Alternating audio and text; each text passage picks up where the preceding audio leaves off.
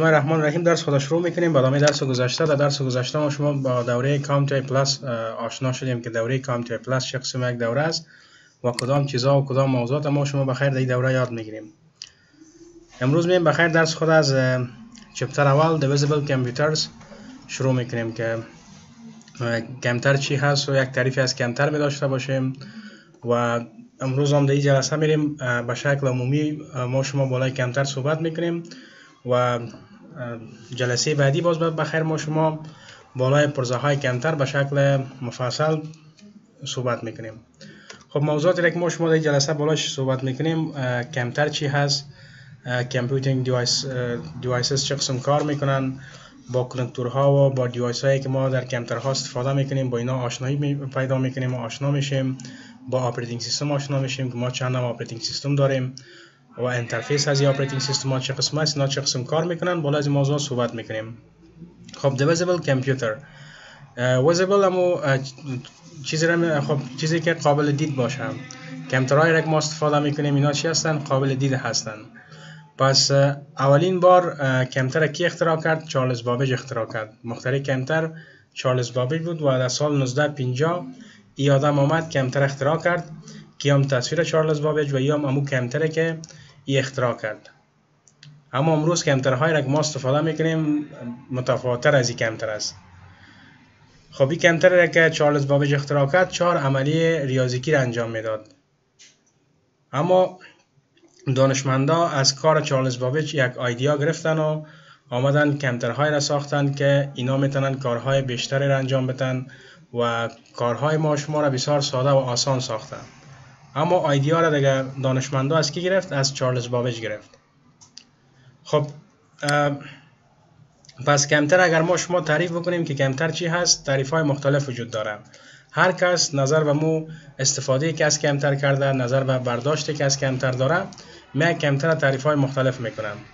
پس اگر شما کامپیوتر یک تعریف بکنین، به نظر شما کامپیوتر چه قسم یک دیوایس است؟ میشه، مشکلی نیست. هر رقم تعریفی که شما یاد دارین بگین، مشکل نداره. یک چیزی فکر نکردیم چی تعریف کنیم. شما میشه بگوین. کامپیوتر از کلمه کامپیوتر گرفته شده و به معنی محاسبه می باشد و دیگه کامپیوتر ماشین برقی می باشد که توسط برق از او استفاده می‌کنه. ماشاءالله. شما رفیق چطور؟ کامپیوتر یک وسیله برقی است که از آن خاطر حساب استفاده می‌کنه. ماشاءالله. شما چطور؟ کامپیوتر وسیله برقی است که به خاطر آسان کردن از کارهای روزمره انسان استفاده میشه. خودت چی نظر دارین؟ خب ببینین تعریف هایی که شما از کامپیوتر کردین همش درست است. ما نمیتونیم بگیم نه والا تعریف شما اشتباه است. تعریف های درست است. اما یک تعریف به اصطلاح جامع و یک تعریف کتابی اگر ما بکنیم میگیم کامپیوتر یک ماشین الکترونیکی هست که دیتا را میگیره، پروسس میکنه و پس برای ما آوتپوت میده. و آوتپوتش هم نظر به اینستراکشن شما هست. چیزی که شما گفتین برای کامپیوتر اون رو پس برای شما، اون چیزی که برای شما برش میدین او را پروسس میکنه و پس برای شما نتیجهش میده. پس یک تعریف بسیار ساده و جامع میتونه از کامپیوتر باشه که میتونین شما را استفاده بکنین. خب ببینین زمانی که ما میگیم کامپیوتر میگیره دیتا را پروسس میکنه و او را پس برای ما آوتپوت میده، کامپیوتر دیتا را توسط چی اینپوت میکنه؟ توسط ماوس کیبورد ما دیتا را به کامپیوتر میدیم، کامپیوتر را پروسس میکنه و پس برای ما شما آوتپوت یا نتیجهش میده. توسط ماوس کیبورد دیتا را برش دادیم، داخل کامپیوتر ما یک دانه پروسر داریم که پروسر دیتای ما را تحلیل تجزیه میکنه، پروسس میکنه و نتیجه از را در اسکرین یا در مانیتور برای ما شو میکنه، نشان میده. و اگر پروسه تکمیل کامپیوتر ببینیم که زمانی که کامپیوتر دیتا را پروسس میکنه به چه شکل است، ببینین باز ما توسط ماوس کیبورد همیشه دیتا را به کامپیوتر میدیم، کامپیوتر دیتا را پروسس میکنه و ما در داخل کامپیوتر یک دانه پروسر داریم به این شکل. این پروسر کامپیوتر است که دیتا ما را تحلیل تجزیه میکنه، باز در مانیتور یا در اسکرین برای ما نشان میده. و باز اگر شما خواستین که اینمی ریزالت یا نتیجه را برای همیشه در کامپیوترتون سیو بکنین، باز کامپیوتر از خود حافظه هم داره. ما در کامپیوتر دو نوع حافظه داریم، یکی رم است، یکی هم هارد دیسک است و تکنولوژی نوعی که آمده SSD است. تکنولوژی نوع هارد دیسک ها SSD است که باز ما شما بالاش صحبت میکنیم. خب رم یک حافظه موقتی است اما هارد دیسک حافظه دائمی است و میتونین در حافظه دائمی همون ریزالت یا نتیجه را شما سیو بکنین و میتونین همیشه از او استفاده بکنین. باز اگر شما خواستین از طریق نتورک یا از طریق یک شبکه میتونین دیتا را از یک کامپیوتر به دیگر کامپیوتر هم بسیار راحت انتقال بدین و شیر بکنین. اینی کارها را کامپیوتر برای ما شما چی میکنه؟ پروسس میکنه و انجام میده. میم به طرف کامپیوتینگ دیوایس، یعنی دیوایس های محاسبه، دیوایس هایی که میتونن همین سه عملیه را برای ما شما انجام بدن. دیوایس های محاسبه کدام دیوایس ها هستن؟ دیوایس ها هستن که میتونن دیتا را بگیرن، پروسس بکنن و پس را اوتپوت برای ما بدن. ببینید مثلا ما اینجا یک ساعت دیجیتال داریم. این ساعت دیجیتال چی هست؟ یک کامپیوتینگ دیوایس است. یا مثلا یک اسمارت فون داریم ما. اسمارت فون هم چی هست؟ یک کامپیوتینگ دیوایس است. یک کامپیوتر هست. اما کارکردش، موارد استفادهش فرق میکنه، ویژگیاش فرق میکنه، تواناییش فرق میکنه. اما در حقیقت چی گفته میشه؟ کامپیوتر گفته میشه. حالا وقتی که ما میگیم کامپیوتر دیگه به این معنی نیست که کامپیوتر باید ماوس، کیبورد و مانیتور داشته باشه تا ما او را کامپیوتر بگوییم. یعنی هر دیوایسی که نمیشه عملیه را سه کار انجام میده ما میتونیم او را بگوییم کامپیوتر. یا مثلا اینجا میبینید یک چی داریم ما؟ یک موبایل دیوایس داریم که لپتاپ است. این هم اون کار برای ما شما انجام میده. ماوس هم داره، کیبورد هم داره، مانیتور هم داره، پس یک کامپیوتینگ دیوایس است که همین سه عملیه را انجام میده که ما به حیث کامپیوتر را میشناسیم. یا اینجا یک دیجیتال کامera داریم. دیجیتال کامera هم چی است؟ یک کامپیوتینگ دیوایس است. شما وقتی کامera دیجیتال را روشن میکنین، بتن را پرس میکنین، یک بتن داره که عکس میگیره برای شما. یعنی دیتا را برش میتین و او پروسسش میکنه و نتیجهش هم برای شما اون عکس است که میگیره و پس در اسکرینی که داره برای شما شو میکنه. یا مثلا دیگه مثال دیگه بتیم، چی است؟ لفت است. سیستم لفت یا مثلا همین ماشینای پمپ استیشنی که دمی پمپ استیشن ها استفاده میشن، اینا هم چی هستن؟ کامپیوتینگ دیوایس ها هستن. شما دیتا رو برای اینا میتین، وقتی که دیتا رو برای اینا میتین پروسس میکنه و بازی که پروسس کرد نتیجه چی است؟ مثلا شما لفت ببینین، میرین داخل لفت میشین، مثلا شماره 14 رو میزنین، این دیتا را در حقیقت شما برش دادین، این پروسس میکنه و نتیجهش هم دونم منزل 14 لفت استارت میشه، دروازه را باز میکنه و شما از لفت خارج میشین. یا مثلا اگر مثلا پمپ استیشن بتیم، شما میرین در تانک تیل استارت میشین، موتور استارت میکنین و اونجا پیسه برش میتین، مقدار پیسه را مثلا نفری که مسئولش هست نشته میکنه، در کمتر وارد میسازه، باز اون پروسس میشه و نتیجهش هم مقدار تیلی هست که باز در تانکی تیل موتور چی میشه؟ اضافه میشه. پس اینا چی هستن؟ تمامشان کامپیوتینگ دیوایس ها هستن، اما استفادهشان، کارکردشان فرق میکنه و تمام از اینا سه عملیه را برای ما شما انجام میدن. پس ما با تعریف کامپیوتر آشنا شدیم، با پروسه کامپیوتر آشنا شدیم که کامپیوتر چه قسم دیتا را پروسس میکنه و با کامپیوتینگ دیوایس ها هم آشنا شدیم. ولی میایم به طرف از اینکه کامپیوترهایی را که ما امروز استفاده میکنیم اینا از چند بخش ساخته شدن. کامپیوترهایی را که ما امروز استفاده میکنیم اینا از دو بخش ساخته شدن، یکی بخش هاردور است، یکی هم سافت‌ویر. بعضی کسا میگه که فریم‌ویر هم هست، اما فریم‌ویر چیز دیگه هست که ان شاء الله باز ما شما در جلسه های آینده باز بالاش صحبت میکنیم و با فریم‌ویر هم آشنا میشیم.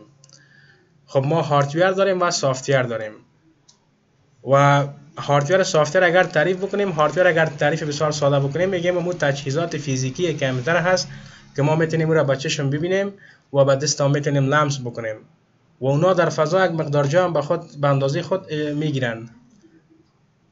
پس اینا چی هستن؟ هاردور هستن. مثلا ماوس، کیبورد، مانیتور، دیگه مثلا پرینتر یا سویچ یا راوتر، فایروال، تمام این دیوایس ها را که شما میبینین در چهار اطرافتان یا چی هستن؟ هاردور هستن. سافت‌ویر اگر باز ما تعریف بکنیم، سافت‌ویر میگیم تجهیزات منطقی کامپیوتر هست. تجهیزات منطقی کامپیوتر هست که به شکل منطقی در داخل کامپیوتر کار میکنن، با چشم دیده میشن اما لمس نمیشن، تچیبل نیستن. شما صرف به شکل منطقی میتونین از اینا استفاده بکنین و ما شما سافت‌ویرهای مختلف داریم در کامپیوتر. ببینید در این قسمت ما سافت‌ویرهای مختلف داریم که از اینا میتونیم به شکل منطقی استفاده بکنیم. اینا رو میتونیم به چشم ببینیم اما لمس کردن نمیتونیم دیگه، قابل لمس نیستن اینا. گرفتین موضوع ان شاء الله؟ پس ما فهمیدیم که کامپیوتر از دو بخش ساخته شده، هاردور و سافت‌ویر. که هاردور قابل دید هم است و قابل لمس هم است، اما سافت‌ویر که قابل دید است اما قابل لمس نیست. خب ببینید بازم اینجا مثال از هاردور سافت‌ویر دادم. ماوس، کیبورد و مانیتور اینا تمامشان هاردور کامپیوتر هستند و چیزهایی را که ما در داخل همین کمتر استفاده میکنیم اینا چی هستن؟ سافت‌ویر هستن. یا شما می اسمارت فون که فعلا استفاده میکنین، هر اپلیکیشنی را که استفاده میکنین یا هر سافت‌ویری که استفاده میکنین اونا کلش سافت‌ویر گفته میشن. و خودمو اسمارت فون تانم چی است؟ هاردویر است. پس اینا نظر به تعریف هاردویر که ما گفتیم، ما میتونیم به چوکی و میز و کلنگ و بیل اینا بگیم هاردویر؟ نه خیر، اینا گفته نمیتونیم. متوجه باشین به خاطر که اینا مربوط کمتر نمیشن دیگه. اینا برق استفاده نمیکنن. درست است چوکی یک شی است، میز یک شی است، یک شی فیزیکی است، اما اینا برق استفاده نمیکنن و سافت‌ویر در اینا استفاده نمیشه. پس اینا هاردویر گفته نمیشن. هاردویر صرف به چیزایی میگیم که اونا الکترونیکی هستن، برق مصرف میکنن. گرفتین مطلبم؟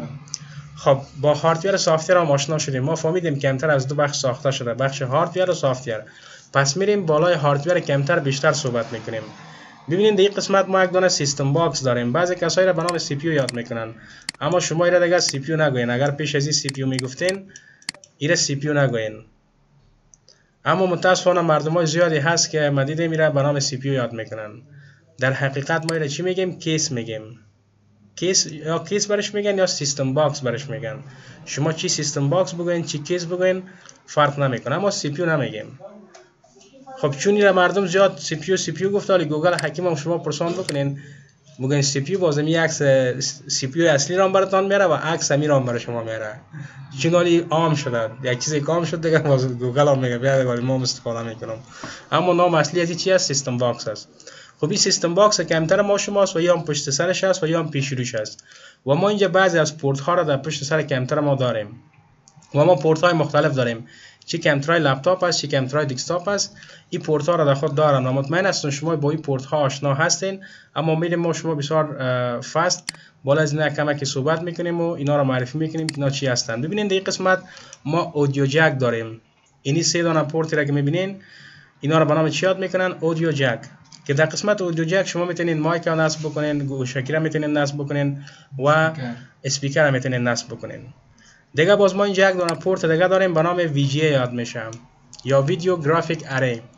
VGA همون پورت است که شما میتونین از طریق از این پورت دیسپلی داشته باشین در مانیتور. شما میخواین کامپیوترتون وصل بکنین به مانیتور، یک کیبل VGA را میگیرین، یک سرش اینجا وصل میکنین و سر دیگه شو وصل میکنین به مانیتور. بعد از شما تصویر میتونین در مانیتور داشته باشین.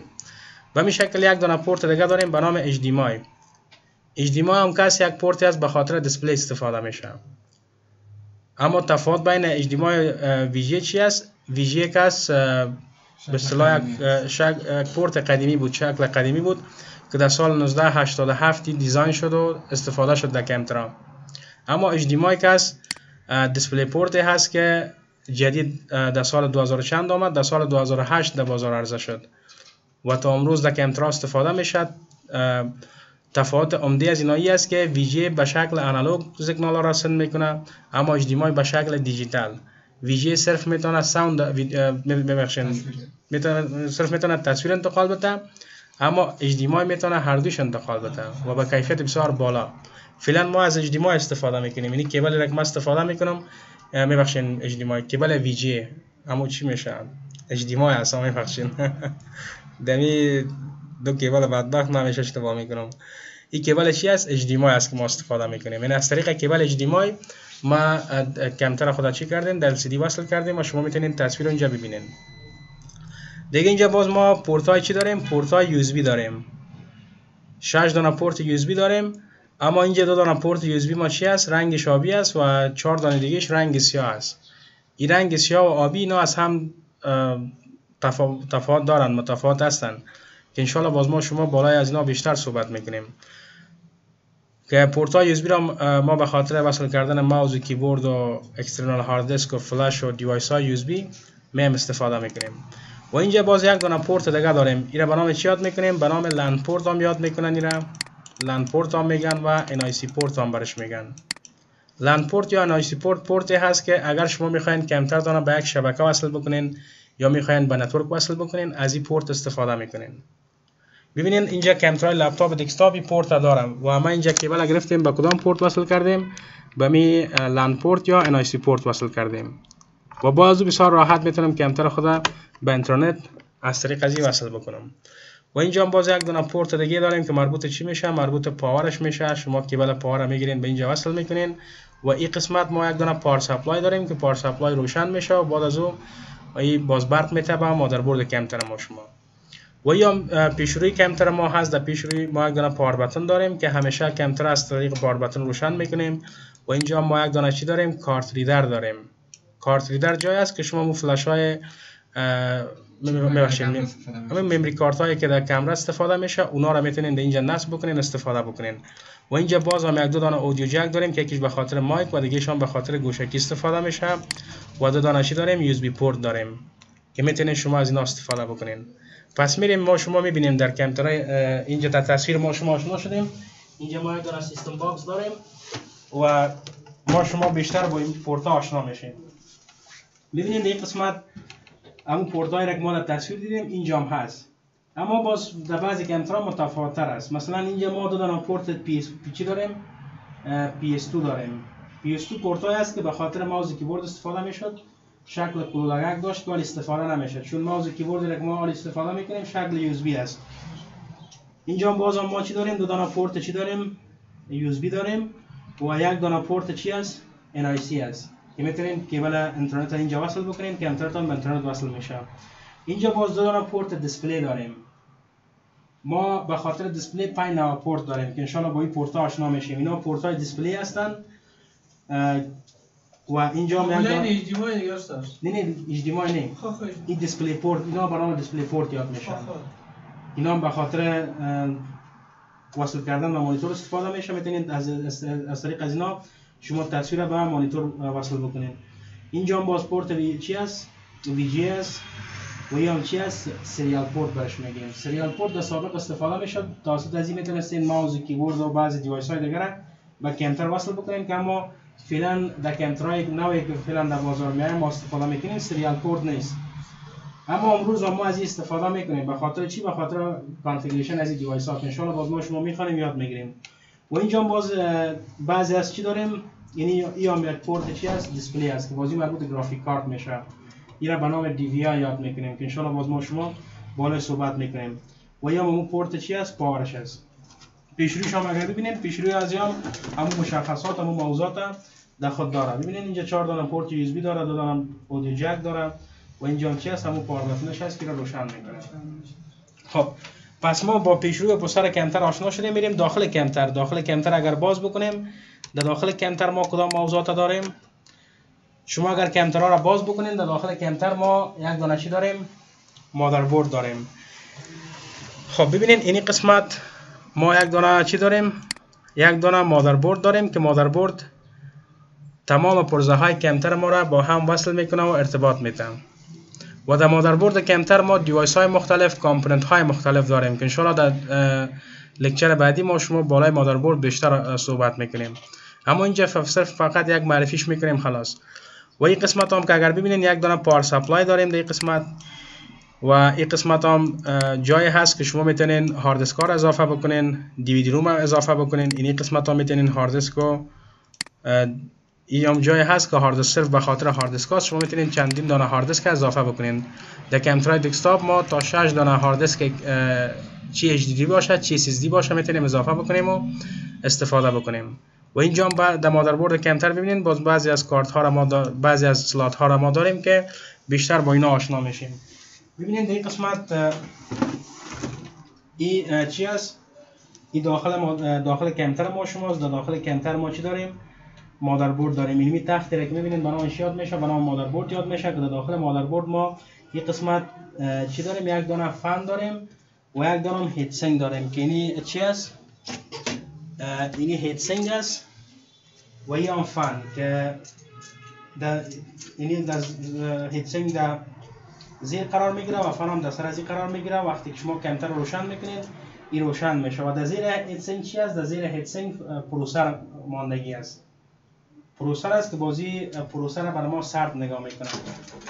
و این قسمت هم که اگر شما ببینید باز ما رم داریم و این قسمت هم اکسپنشن سلات هست. ما کارت ها را اینجا نصب کردیم. و این قسمت هم پاور سپلای گفتیم هست که باز کیبل های پاور سپلای آمده. دیوایس های مختلفی که ما در مادربرد کامپیوتر داریم در داخل کیس داریم برای دیوایس های مختلفی برق داده که اینجا هم هارد دیسک ما هست و اینجا هم بعضی از دیوایس های دیگه هست که ما استفاده میکنیم. گرفتین مطلب ان شاء الله؟ پس میریم ما اگر داخل کامپیوتر باز بکنیم، در داخل کامپیوتر باز ما چی داریم؟ مادربرد داریم. این چی هست؟ مادربرد کامپیوتر ما شماست که اینجا ما این مادربرد داریم. شما میتونید این رو ببینین. این چی هست؟ مادربردی است ما در کامپیوتر داریم. امروز هر دیوایس الکترونیکی را که استفاده میکنیم او از خود چی داره؟ مادربرد داره. چی کامپیوتر است، چی پرینتر است، چی مثلا تلویزیون هست، چی اسمارت فون است، تبلت است، هر چیزی که است از خود چی داره؟ یک مادربرد داره. که این در مادربرد ببینید باز ما پرزه های مختلف داریم، سلات های مختلف داریم که این قسمت به نامش یاد میکنن سی پی یو ساکت یاد میکنن. جایی هست که شما میگیرین پروسر اینجا نصب میکنین و این قسمت هم جایی هست که به نام رام سلات یاد میشه. شما اینجا رام ها را نصب میکنین و این قسمت هم اکسپنشن سلات هست یا سلات های توسعه‌ای برش میگن. جایی هست که شما کارت های مختلف هم میتونین اینجا نصب بکنین. مثلا گرافیک کارت هم میتونین نصب بکنین، میتونین ساوند کارت نصب بکنین، ویدیو کارت یا مثلا دیگه وایرلس کارت یا NIC کارت. کارت های مختلف هم میتونین نصب بکنین که کارت هم چه قسم کارت هست قوارشان فکر میکنم اینجا بود. خب بردم خب خیر اینجا باش من مردم از این کمتر بکشم. اینجا گرافیک کارت هم بود اینجا. ببینید این قسمت ما میتونیم گفتیم کارت های مختلف نصب بکنیم. مثلا من رفتم از بازار یک دانه گرافیک کارت خریدم. میشه است گرافیک کارت است. کامپیوتر من گرافیکش بسیار پایین است. من رفتم یک گرافیک کارت خریدم. ولی گرافیک کارت بعد در کدام قسمت نصب بکنم؟ در یک قسمت میام نصب میکنم و از این گرافیک کارت استفاده میکنم. این در قسمتی چی میشه؟ نصب میشه. وقتی که نصب شد شما از این میتونین استفاده بکنید. یا مثلا شما میرین از بازار یک دانه NIC کارت میخرین، میرین در قسمت نصب میکنین استفاده میکنین. خب باش که اینجا اینو بندازیم. اینا به شکل اینجا بندازین و از استفاده میکنین. و باز پورت ازی از کدام قسمت میگوید؟ پورت ازی باز از این قسمت میگوید. این از این قسمت مثل که ما داخل از این کامپیوتر چی کردیم؟ یک گرافیک کارت نصب کردیم. پورت ازی باز از کدام قسمت برآمد؟ از این قسمت برآمد. درست مطلب ان شاء الله. و اینجا ما چی داریم؟ آیو پورت داریم. اینپوت آوتپوت پورت. پورت های است که میتونید شما دیوایس های مختلف اینجا نصب بکنین و از استفاده بکنین. خب با این موضوع ما شما آشنا شدیم، با مادربرد هم آشنا شدیم و اینجا ببینیم در داخل مادربرد ما گرافیک کارت نصب کردیم، در این قسمت ما رم نصب کردیم، این قسمت هم پروسر نصب کردیم و تمام از این دیوایس ها در داخل یک دانه کیس یا در داخل یک دانه سیستم باکس قرار میگیره و ما از این استفاده میکنیم. گرفتید مطلب ان شاء الله؟ خب پس میایم به طرف موضوع بعدی که ما شما داریم چی هست؟ سافت‌ویر. ما با هاردویر آشنا شدیم، داخل کامپیوتر هم رفتیم چک کردیم، بیرون کامپیوتر هم دیدیم و یک کمک آشنایی پیدا کردیم که در داخل کامپیوتر کدام موضوعات هست، کدام پرزه ها هست و در بیرونش کدام پورت ها هست، به خاطر چی استفاده میشه. با این موضوعات آشنا شدیم. میایم به طرف سافت‌ویر. بیشتر ما گفتیم کامپیوتر از دو بخش ساخته شده، یکی بخش هاردویر است، یکی هم بخش سافت‌ویر. پس سافت‌ویر چی است؟ سافت‌ویر بسیار ساده اگر تعریف بکنیم میگیم سافت‌ویر مجموعه از پروگرام های است که ما را در یک کامپیوتر هاردویر رن میکنیم و استفاده میکنیم. و ما دو نوع سافت‌ویر داریم، یکی سیستم سافت‌ویر است، یکی هم اپلیکیشن سافت‌ویر. سیستم سافت‌ویر چه قسم سافت‌ویر است؟ مثال ساده سیستم سافت‌ویر بتیم اپراتینگ سیستم. همین ویندوز را که شما استفاده میکنین ویندوز تان چی است؟ سیستم سافت‌ویر است. و مثلا دیگه مثال از سیستم سافت‌ویر بتیم دیوایس درایورایی را که شما استفاده میکنین یا هم چی است؟ سیستم سافت‌ویر گفته میشه. اپراتینگ سیستم را که ما استفاده میکنیم کدام اپراتینگ سیستم است؟ مثلا ویندوز است. ویندوز خودش یک چی است؟ اپراتینگ سیستم است. مثلا مک خودش یک اپراتینگ سیستم است، لینکس مثلا کلی یا مثلا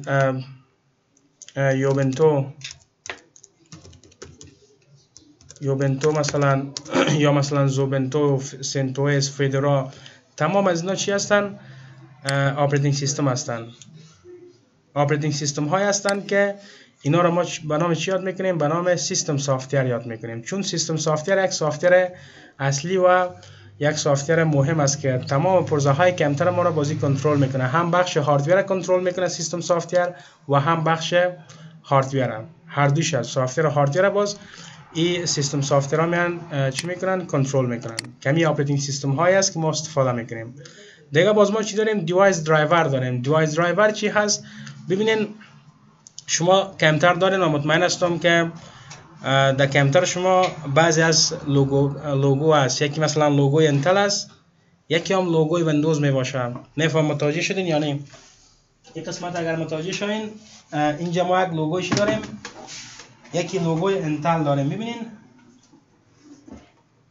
نشته است انتل و اینجا چی نشته است؟ خب انساید زایان و ویندوز چند است اینجا گفتم؟ ویندوز 7.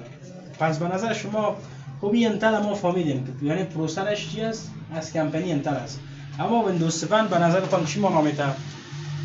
چرا مثلا آمدن ویندوز 7 لوگوی ویندوز 7 دای چسباندن؟ در بعضی کامپیوترها مثلا در کامپیوتر ما لوگوی ویندوز چند است؟ 10 است. شاید در کامپیوتر شما لوگوی ویندوز 11 باشه، شاید لوگوی ویندوز 8 باشه. به نظرتان این تابل متوجه شدین؟ فکر کردین که چی معنا میده؟ یعنی کامپیوتر ظرفیت ویندوز 7 نداره، نزد بالاتر. دقیقاً. ببینین وقتی که شما لوگو را میبینین مثلا لوگوی ویندوز 7 است، 8 است، 10 است، به این معنی که هاردویر می کمتر به کدام ویندوز دیزاین شده؟ با ویندوز 7. اما باز ما میایم ویندوز 10 را انستال میکنیم، ویندوز 11 را انستال میکنیم یا ویندوز 8 را انستال میکنیم، کمتر قبول میکنه، مشکل نداره. اما زمانی که شما میاین ویندوز 10 را انستال میکنین، کامپیوترتون هاردویرش با ویندوز 7 دیزاین شده، اما شما اومدین دی ویندوز 10 انستال کردین. پس اینجا است که بعضی از درایورها از این باز کار نمیکنه. مثلا گرافیک کارتش کار نمیکنه. چرا؟ به خاطر که گرافیک کارتش کامپتیبل نیست با ویندوز 10. و شما امتحان است.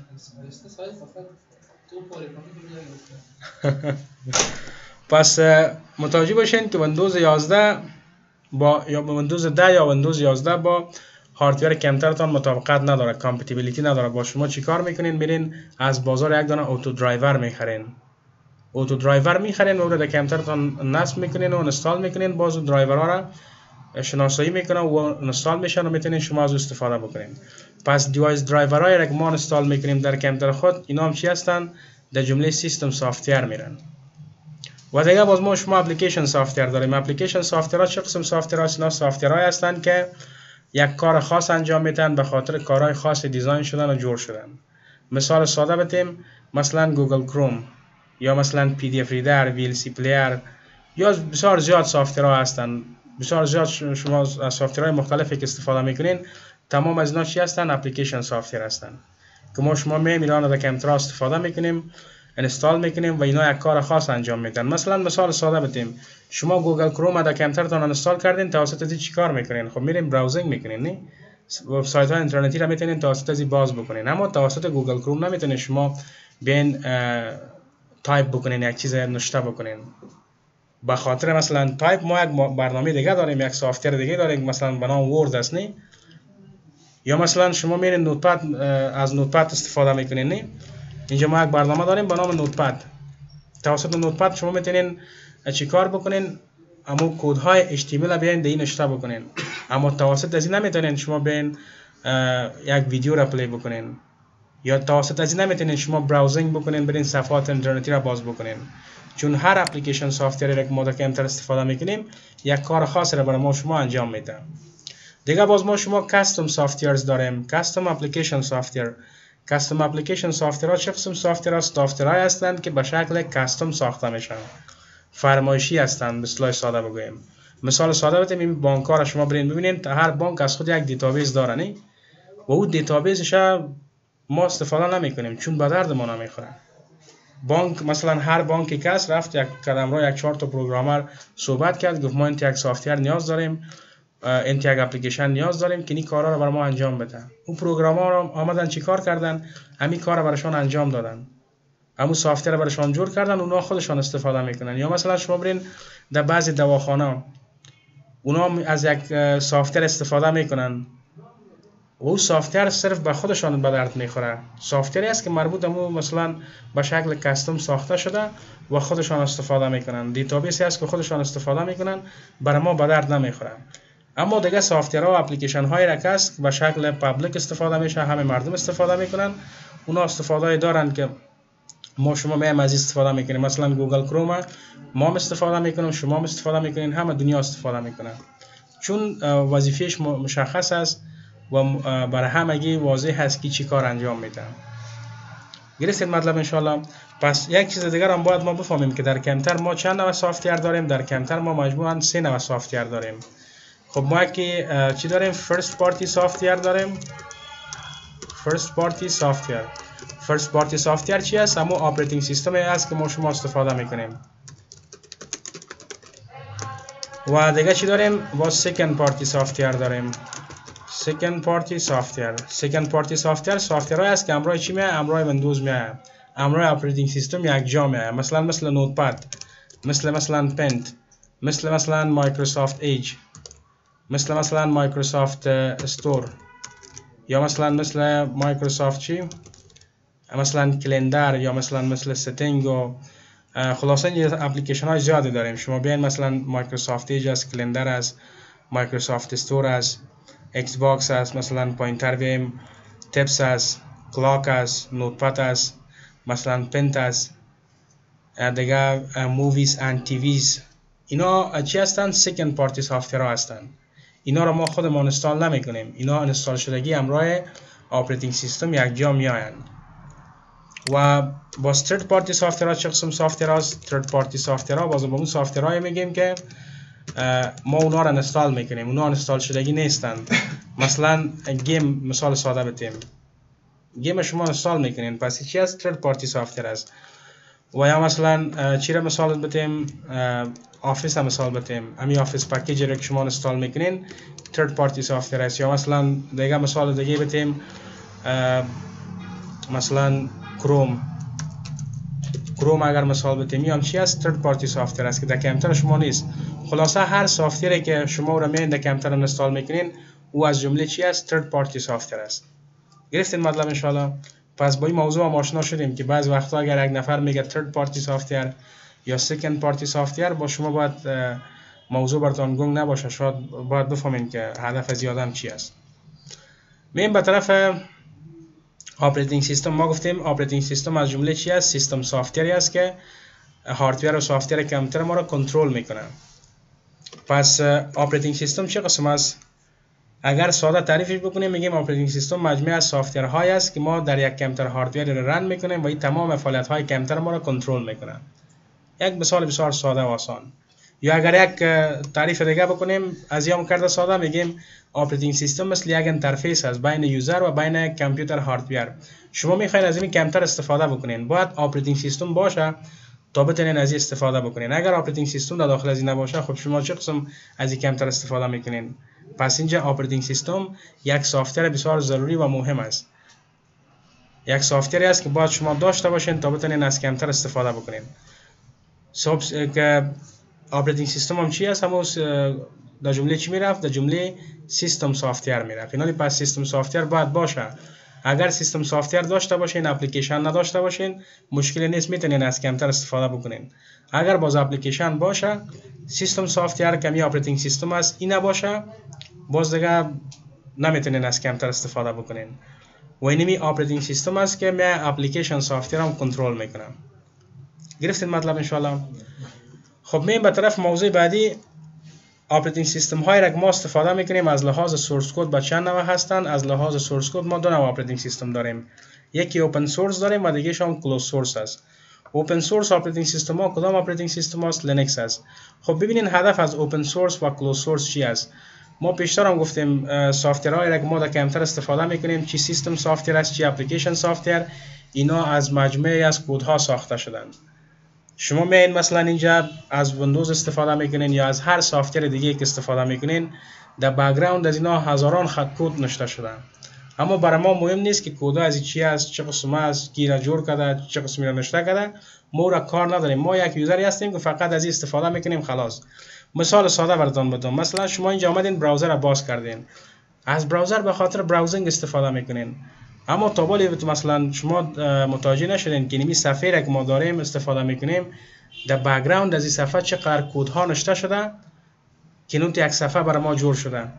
شما بین این قسمت رایت کلیک اینسپکت بگوین، ببینین اینی کدهایی است که نقدر کد نوشته شده تا نوت یک صفحه برای ما جور شده. مثلا اینجا ببینین نوشته از گوگل، این قسمت باز یک سرچ انجین است. این قسمت مثلا شما آمدین بعضی از وبسایت ها را چی کردین؟ پینگ کردین. این قسمت باز هم یک سرچ انجین است. اینجا کلوز است، اینجا تب است که اینجا باز هم یک سرچ انجین دیگه برای شما اضافه میکنه. اینا خب همشان به شکل خدایی دیگه کار نمیکنن یا اینا خدایی جور نشدن. در بک‌گراند از اینا چی استفاده شده؟ کدها استفاده شده. اینا تمامشان چی هستن؟ کدهایی هستن که یک قسمت صفحه را برای ما جور کردن ما شما استفاده میکنیم. اما گفتم برای ما مهم نیست، ما دقیقاً از این نیستیم که ولی کدها چه قسمت است و کی را جور کرده چه قسم ساخته. ما صرف یک یوزری هستیم که میایم از این استفاده میکنیم. اینولی ما اپراتینگ سیستم های را که داریم از لحاظ سورس کد دو نوع گفتیم است، یکی اوپن سورس دیگه شام کلوز سورس. اوپن سورس اپراتینگ سیستم ها کدام است؟ لینکس است. همون نفر که آمد لینکس را جور کرد او گفت بیادر من خود شب و روز زحمت کشیدم، شب و روز خدایی که کردم یک اپراتینگ سیستم جور کردم و هزاران خط و میلیون ها خط کد نوشته کردم تا یک اپراتینگ سیستم جور کردم. حالا بیاین منبع کد نویسی از این را به شما همون تو فری و رایگان میتونم شما بگیرین از این استفاده بکنین و از این هر رقمی که خواستین در این تغییرات بیارین و یک اپراتینگ سیستم بدل خود جور بکنین. کمی کار مردم آمد کرد. شما اگر برین دیستریبیوشن های لینکس ببینین بسیار زیاد هست. مثلا شما هم رفتین، شما یک پروگرامر هستین، رفتین یعنی سورس کد لینکس گرفتین او را تغییر دادین یک اپراتینگ سیستم نو به نام خود جور کردین که باز ما شما مثلا کلی داریم، مثلا یوبنتو داریم، زوبنتو داریم، تمام از اینا را که ببینین دیستریبیوشن های چی است؟ لینکس است. یا مثلا نمی اندروید را که ما در تلفن های سامسونگ یا هواوی استفاده میکنیم اینا هم چی هستن؟ کرنلشان از همون لینکس گرفته شده، دیستریبیوشن لینکس است. گوگل رفت شکار کرد، کمپانی گوگل رفت همین سورس کد لینکس گرفت، دو تغییرات آورد و یک اپراتینگ سیستم نو جور کرد به نام اندروید و او را در تلفن ها استفاده میکنه. با سامسونگ هم مفروشه و با کی مفروشه دیگه؟ با هواوی و سامسونگ از این اندروید استفاده میکنن. به این شکل باز ما اپراتینگ سیستم هایی که داریم کلوز سورس داریم. کلوز سورس که از باز چی است؟ iOS و ویندوز است. منبع کد نویسی از اینا بسته است. ما شما از اینا استفاده میکنیم اما با کدهایش دسترسی نداریم. نمیفهمیم مثلا مایکروسافت از کدام نوع کدها استفاده کرده مثلا به این شکل یک دانه صفحه جور کرده. این دیگه خود مایکروسافت پیش خود مایکروسافت است. یا مثلا همین iOS را که ما استفاده میکنیم در آیفون ها، این هم اپراتینگ سیستمی است که ما در آیفون و در تبلت اینا استفاده میشه. این هم کلوز سورس است. آیفون همین منبع کد نویسی از این را به دیگرها نمیتن. و ما شما امروز تا بالی ندیدیم که یک کمپانی آمده باشه بگویم ما اپراتینگ سیستم جور کردیم مثل ویندوز یا اپراتینگ سیستم جور کرده باشه مثل iOS. امروز اگر ببینید کمپانی های مختلف هست اسمارت فون تولید میکنن اما تا بالی تو یک کمپانی را شما ندیدین که اسمارت فون تولید کرده باشه و اپراتینگ سیستمش مشابه به iOS باشه. تا بالی شما تو دیدین اپراتینگ سیستم ندیدین چونی چی است؟ کلوز سورس است دیگه. گرفتین موضوع ان شاء الله. اوپن سورس و کلوز سورس هم فهمیدیم که هدفشان چی است. مییم به طرف OS یوزر انترفیس.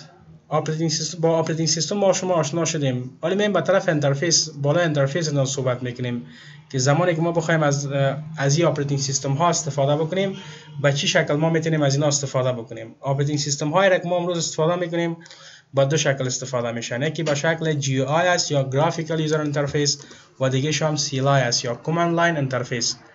GUI همون محیط گرافیکی است. تمام کارا رو شما توسط ماوس کیبورد انجام میتین. ببینید در این قسمت ما میخوایم داخل مثلا یکی از درایوهای کامپیوترم برم میخوایم یک ویدیو را پلی بکنم. پس اینجا میام رایت کلیک میکنم، چی میگم؟ اوپن میگم. باز میخوایم داخل از این فولدر برم رایت کلیک اوپن میگم، فولدر باز میشه. میخوایم داخل از این فولدر برم رایت کلیک اوپن باز میشه. یا میتونین دبل کلیک هم بکنین دیگه. نیاز نیست که شما بیاین رایت کلیک اوپن بکنین. اصولی کار نکنین. مثل که از ما یکی از دوستا بود بازو می کار انجام میداد رایت کلیک اوپن میگه. ما میگفتم امیر رایت کلیک اوپن نکن، دبل کلیک هم بکنین باز میشه. نه ما میخوایم اصولی کار بکنم. حالا دیگه شما نیاز نیست که بیاین اصولی کار بکنین. کلیک بکنین، دبل کلیک بکنین، ویدیو باز میشه. اینی کارهایی را که فعلا ما شما انجام میدیم و شما تا فعل حالی هم که از کامپیوتر استفاده میکنین، تمام کارها چی از جی آی است، به شکل گرافیکی از کامپیوتر استفاده میکنین.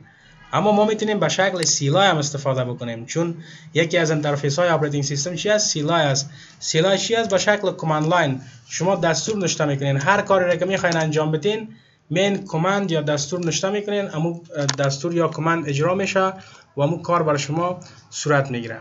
مثلا من میخوایم برم داخل درایو ای، پس نوشته میکنم ای دو نقطه داخل درایو ای رفتم. اینجا من یک دی آی آر میگیرم، انتر میکنم، میگه در درایو ای شما چی دارین؟ 4 دانه فایل دارین و 6 دانه فولدر دارین. دی آی آر یعنی دایرکتری است. 6 دانه فولدر دارین. اینا چی هستن؟ فولدرها هستن. خب من میخوایم داخل فولدر چی برم؟ داخل فولدر دسکتاپ برم. پس نوشته میکنم cd، اینجا نوشته میکنم دسکتاپ، انتر میکنیم، رفتیم داخل فولدر دسکتاپ. بازم من نوشته میکنم دی آی آر، انتر میکنم، میگه داخل فولدر دسکتاپ یک چی است؟ 2 دانه فولدر دیگه است. من میگم برو داخل فولدر چی؟ نتورک. پس نوشته میکنیم cd نتورک. این نوشته کردیم، تب از کیبورد پرس کردیم، متوقی حرفش خودش نوشته کرد، انتر میکنیم. این بازم دی آی آر میگیرم، میگه داخل از این فولدر این قدر فایل است، 79 دانه فایل است و 3 دانه فولدر. خب من میگم یک فایلی که مثلا چندمی هست، مثلا فایل 52 را.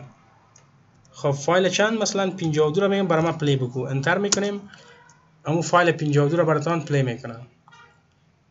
اینی شکل چی است؟ شکل سیلای است که ما از استفاده میکنیم، که انشالله باز ما شما با سیلای هم آشنا میشیم که چه خصوص ما از سیلای از استفاده بکنیم. بسیار ساده است. کماندایی که داره، کماندایش هم بسیار ساده است، نیاز نیست که شما حفظ بکنین، فقط کافی است یک 3-4 دفعه پرکتیس بکنین، در حافظه‌تان میشینه. پس با اینترفیس اپراتینگ سیستم ما شما آشنا شدیم که اینجا مثال چی رو برای شما دادم؟ جی آی و سیلای دادم. و یا محیط گرافیکی چی است؟ محیط گرافیکی ویندوز 11 هست، یا محیط گرافیکی اپراتینگ سیستم یوبنتو هست، و یا محیط گرافیکی اپراتینگ سیستم مک است، که انشالله با تمام از این اپراتینگ سیستم ما آشنا میشیم و کار میکنیم که اینا چه قسم استفاده میشن، چی تفاوت ها دارن، بالا از اینا بیشتر و بیشتر صحبت میکنیم و کار میکنیم. تا این قسمت مشکل سوال نیست انشالله.